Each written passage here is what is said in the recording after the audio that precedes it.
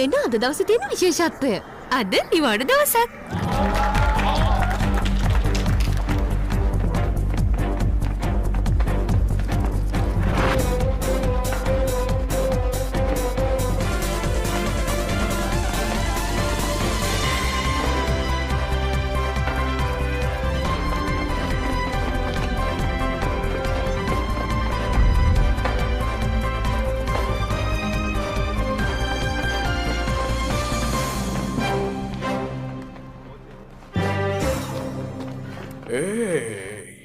වාට මොකද අයියෝ ඔයා මව දාලනෑ විල්ල තියෙන්නේ.